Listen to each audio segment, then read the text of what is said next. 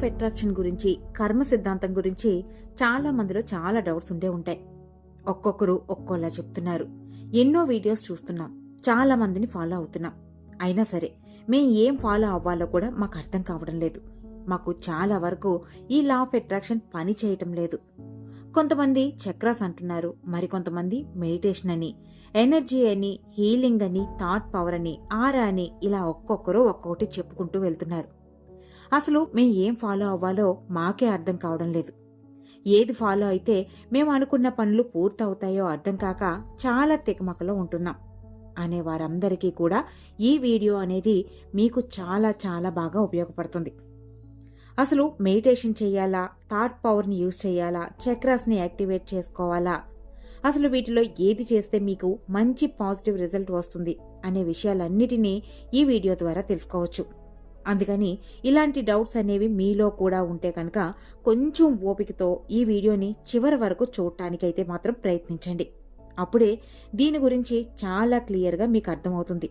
అప్పుడే law of అట్రాక్షన్ని పర్ఫెక్ట్గా apply చేయగలుగుతారు. ఇక అసలు విషయానికి వస్తే, ముందుగా లా ఆఫ్ అట్రాక్షన్ అనేది దేని మీద పనిచేస్తుంది అనే విషయాన్ని తెలుసుకోవాల్సింది. ఈ లా ఆఫ్ అట్రాక్షన్ అనేది ఒక ఎనర్జీతో పనిచేస్తుంది. ఈ విషయం మనందరికీ తెలిసిందే.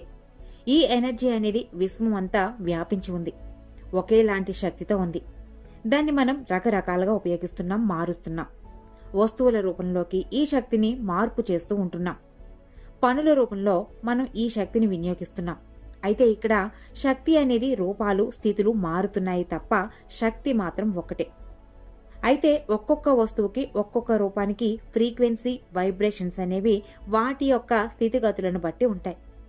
అలానే మనలో కూడా మన యొక్క స్థితిగతులను బట్టి మనలో కూడా ఫ్రీక్వెన్సీ, వైబ్రేషన్స్ అనేవి ఉంటాయి. ఎప్పుడైతే మీరు కోరుకుంటున్నా లేదా మీరు మార్చుకోవాలనుకుంటున్న పరిస్థితులు అనేవి మీలో ఉన్న ఫ్రీక్వెన్సీ, వైబ్రేషన్స్ కంటే ఎక్కువ ఫ్రీక్వెన్సీని కలిగి ఉంటే వాటిని ఆకర్షించడానికి, వాటిని ప్రకంపించడానికి మీరు దానికంటే ఎక్కువ ఫ్రీక్వెన్సీని, వైబ్రేషన్స్ని కలిగి ఉండాలి. లేదా ఈక్వల్ వైబ్రేషన్స్ని కానీ ఫ్రీక్వెన్సీని కానీ కలిగి ఉండాలి. అప్పుడే మీరు వాటిని మీ వైపుగా ఆకర్షించగలుగుతారు. ఇక్కడ మీ పరిస్థితులను మార్చేది ఒక ఎనర్జీ. ఒక చోట నుండి మరొక చోటికి ప్రకంపనలను కలిగించేది కూడా ఎనర్జీనే. మిమ్మల్ని ఒక మ్యాగ్నెట్లా మార్చేది కూడా ఒక ఎనర్జీనే. The great scientist Nikola Tesla ఏం చెప్పారంటే, మీరు ఒకవేళ ఈ యూనివర్స్లో ఏదైనా ఒక బ్రహ్మాండంలో ఉన్న రహస్యాలను తెలుసుకోవాలి అంటే మీరు ఎనర్జీ, ఫ్రీక్వెన్సీ ఇంకా వైబ్రేషన్ ఫామ్లో ఆలోచించాలి అని. సింపుల్గా ఒక్క మాటలో చెప్పాలి అంటే everything is energy, energy is everything. ఎందుకంటే క్వాంటమ్ ఫిజిక్స్ ప్రకారం ఈ యూనివర్స్లో ఉన్న ప్రతి పదార్థం కూడా లిక్విడ్, గ్యాస్, సాలిడ్ ఫామ్లో ఉంటుంది. అలాగే ఇవన్నీ కూడా పార్టికల్స్తో తయారవుతుంది. అలాగే పార్టికల్స్ అనేవి ఆటమ్స్తో తయారవుతాయి. ఎలక్ట్రాన్స్, ప్రోటాన్స్, న్యూట్రాన్స్ అనేవి ఆటమ్ యొక్క బేసిక్ స్ట్రక్చర్. అంటే ఆటమిక్ స్ట్రక్చర్ ప్రకారం ఆటమ్స్ అనేవి మ్యాటర్తో పాటు ఎనర్జీగా అవుతాయి. అంటే దీన్ని బట్టి ఈ యూనివర్స్లో ఉన్న ప్రతి విషయం కూడా ఎనర్జీనే. ఈ ఎనర్జీ అనేది పైకి కిందకి వేవ్స్ లాగా ఫ్లో అవుతూ ఉంటుంది. ఈ ఎనర్జీ అనేది అప్ అండ్ డౌన్లో ఫ్లో అవుతూ ఉన్నప్పుడు ఏర్పడే జంప్స్ని వైబ్రేషన్ అని అంటారు. ఈ వైబ్రేషన్స్ అనేవి మీ నుండి ఎంత ఎక్కువ హై ఫ్రీక్వెన్సీలో రిలీజ్ అవుతాయో అంత వేగంగా ఎదుట పదార్థాన్ని వైబ్రేట్ చేయగలుగుతాయి. ఇదే యూనివర్స్లో జరుగుతున్న శక్తి యొక్క ప్రకంపనలు.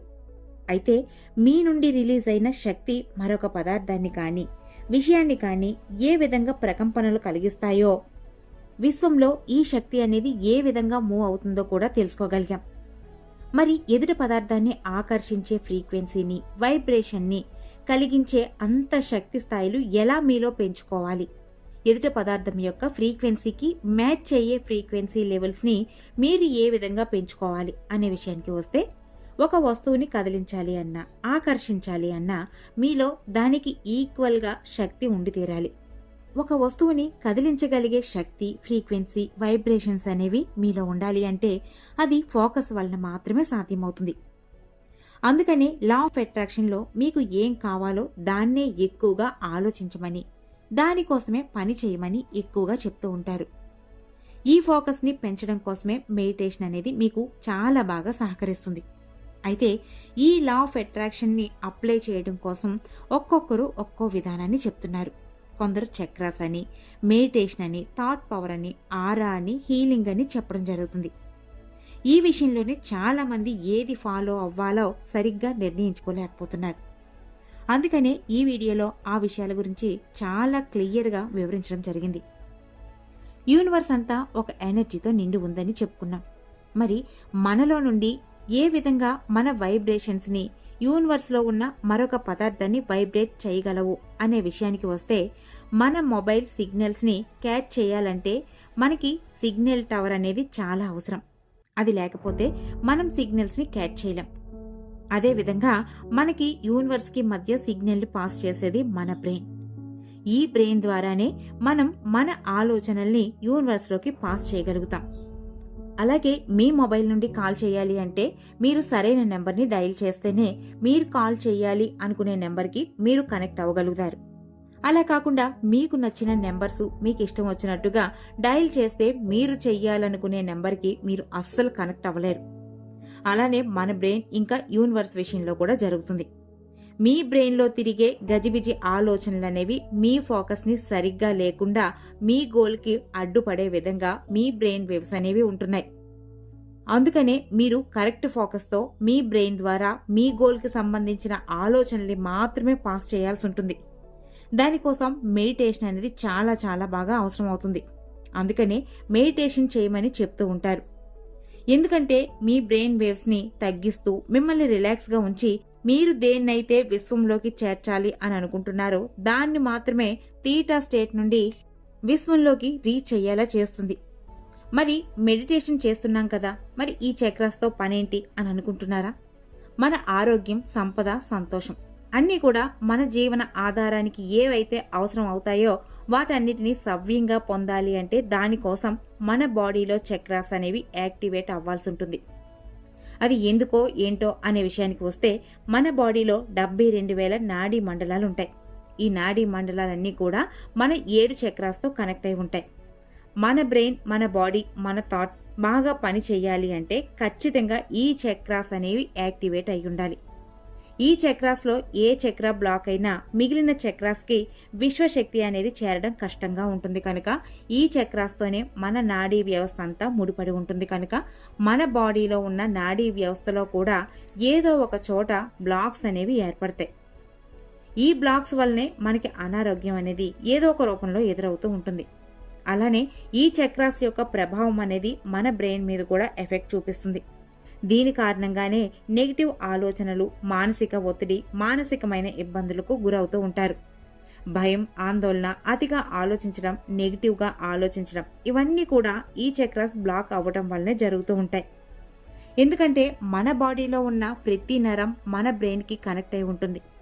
దీని కారణంగానే మానసిక, శారీరక అనారోగ్యాలనేవి ఏర్పడతాయి. మన ఆలోచనలే మన జీవితం అని చెప్పుకుంటూ ఉంటాం. మనం చేసే ఆలోచనలే మన జీవితాన్ని నిర్ణయిస్తాయి.